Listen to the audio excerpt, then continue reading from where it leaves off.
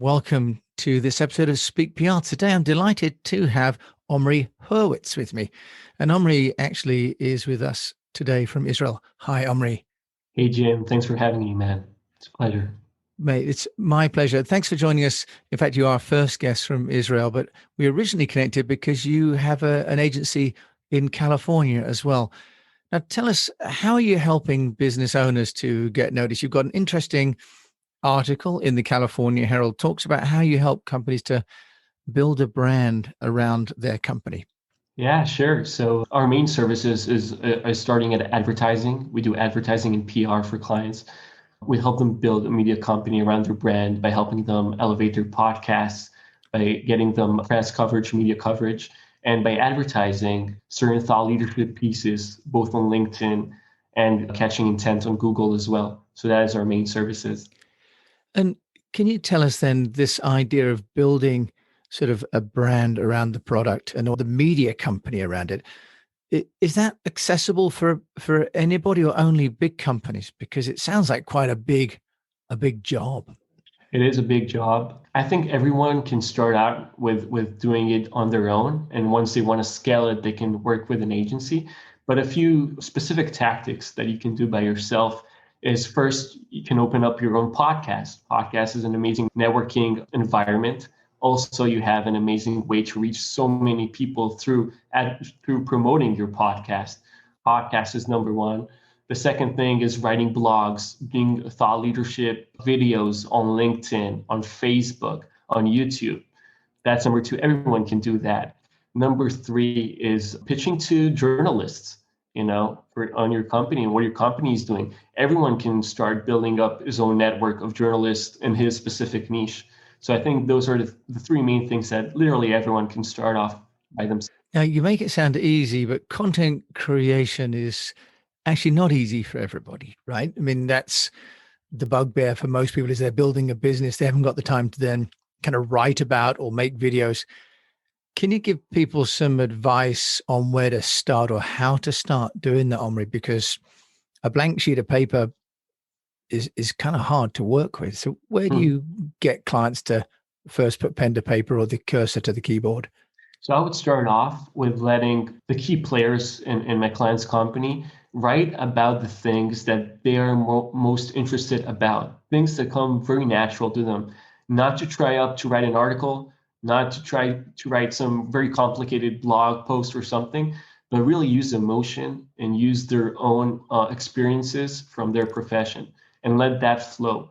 I think once you start doing that and you really treat blog articles or even media outlet articles more as a personal post, like you post on LinkedIn, for instance, I think that helps them, free themselves up. And, it's like a snowball. Once you start doing that, you start writing the way you really want to. It's an interesting point that it doesn't just reside with the CEO, for example, or the marketing person. You're suggesting it starts within the organization, that you might have the head of production or the head of HR write an article. Is that right? Exactly, 100%. Right on, Jim. So the CTO, let's say a chief technology officer, I want him to write about and talk about the technology, right? The things he knows about. The SDR, the sales development reps can talk about his experience as a salesman, the way he communicates, the way he outreaches, the way, the things that come natural to him, exactly like you said.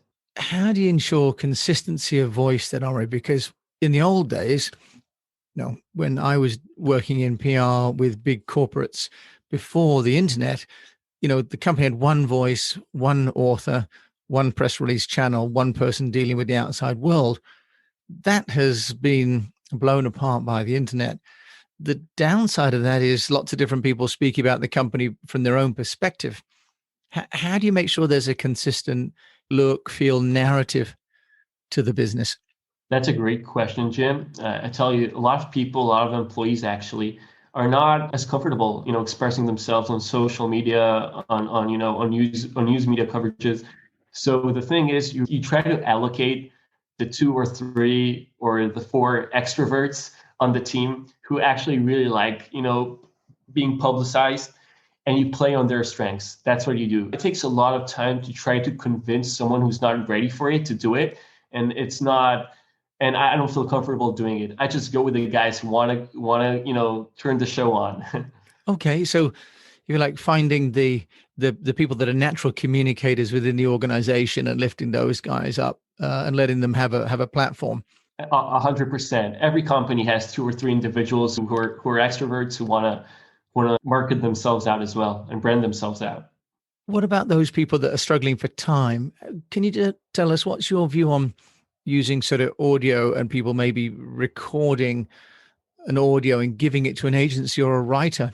Because that's another way, isn't it, to help people that aren't writers but are good communicators in some way? 100%.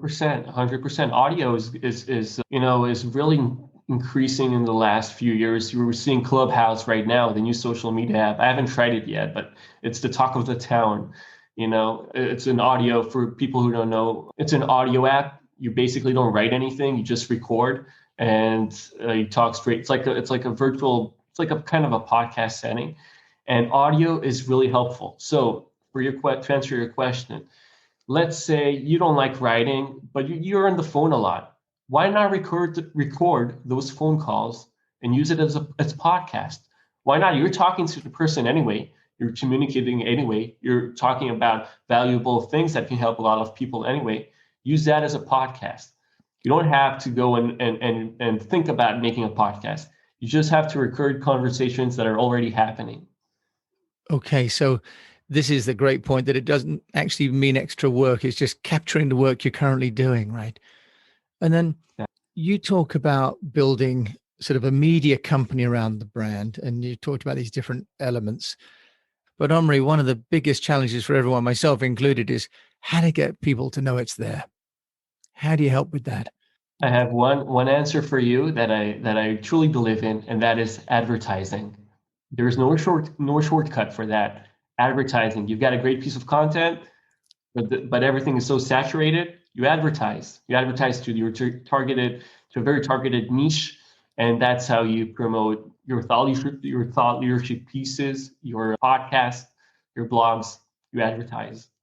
So when you say advertise, on which platforms? Because it seems like Facebook is like the Sargasso Sea, huge and myriad, and then there's LinkedIn, which is very focused, or there's Instagram. Omri, how do people choose? Should they be advertising on all of them or one? What's your guidance on that?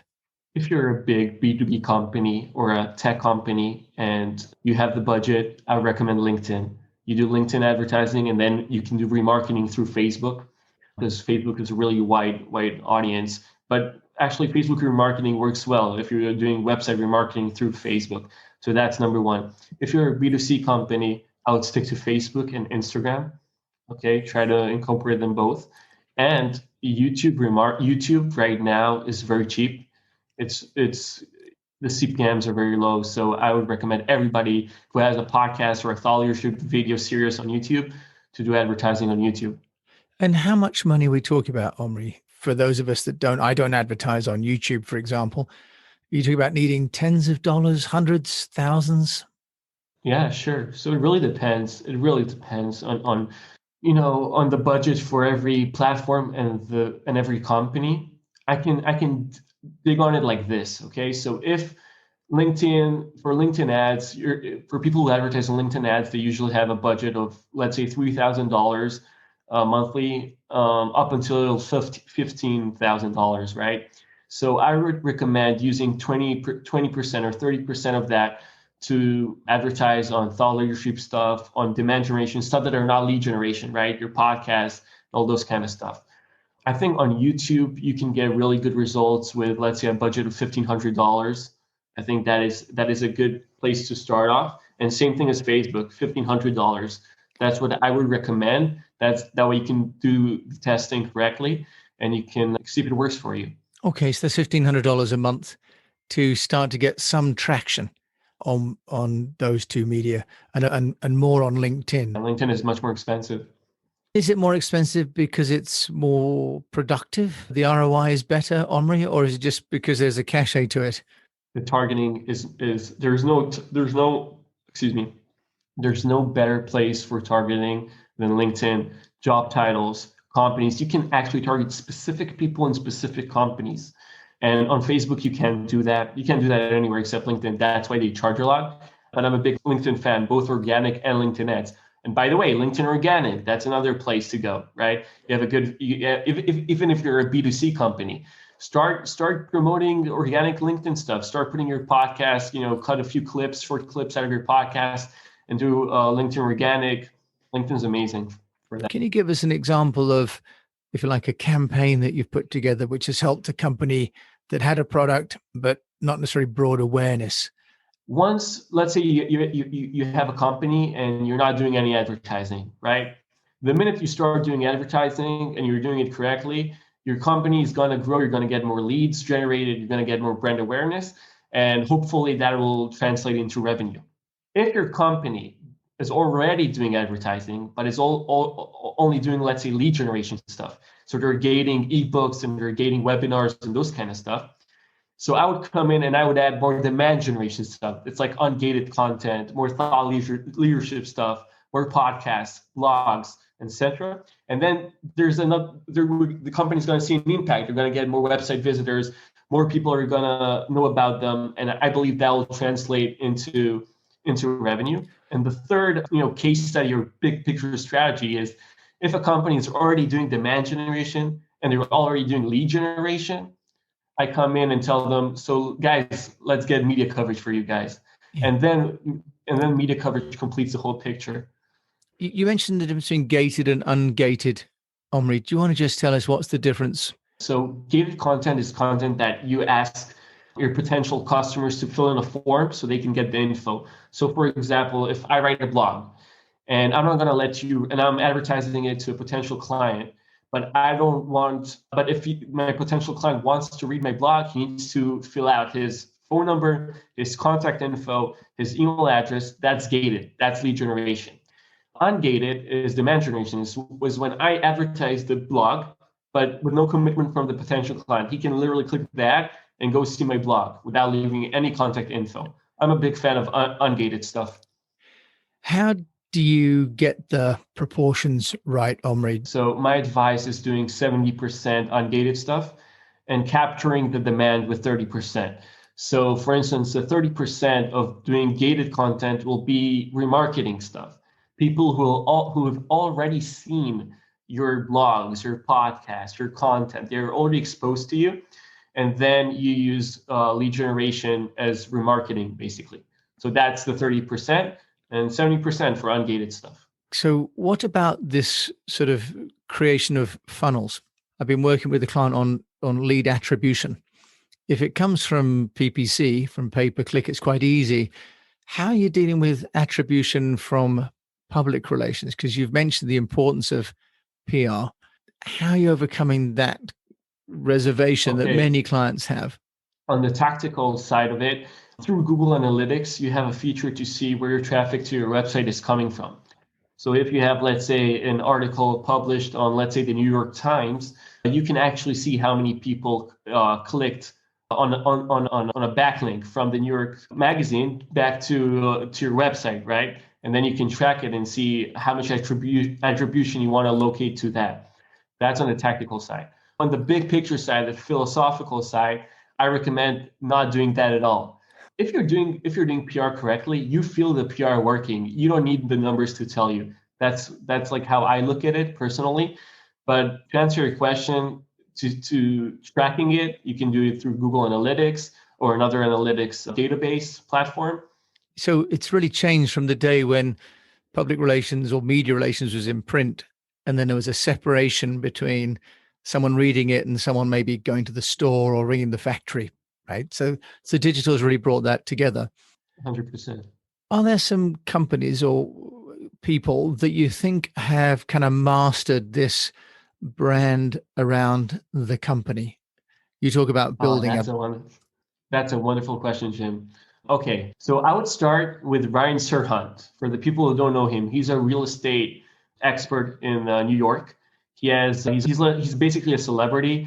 He has built his real estate business through his $1 billion real estate business, if I'm correct, through amazing PR and marketing tactics. He speaks about it a lot. You can catch him on on YouTube, everywhere.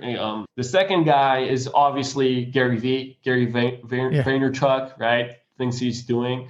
He invented, in a way, digital personal brand. I think he's a guy that it really does it correctly. So those are the two guys that I think you should look into what they're doing, how they're honing their craft. Any companies that you think are doing as well as those individuals? Yeah. Gong. If you know about Gong, they're an AI sales platform. They've really mastered B2B marketing. They've actually even had a Super Bowl ad. They had an ad on the Super Bowl, so that they really know what they're doing. I'm trying to think about B2C companies that I think are doing a great job. Obviously, Red Bull, they've been doing a lot of influencer projects and stuff like that. They're going strong. Yeah, Gong, Red Bull. I want to say my clients also. Then tell us how people can find out more about you if they want to have you as their consultant. You can reach me on LinkedIn. LinkedIn, it's basically where I live. LinkedIn, Omri Hurwitz, search Omri Hurwitz, and send me a DM, and hope to get in touch. Omri, thank you so much for joining us and sharing your wisdom on this episode of Speak PR.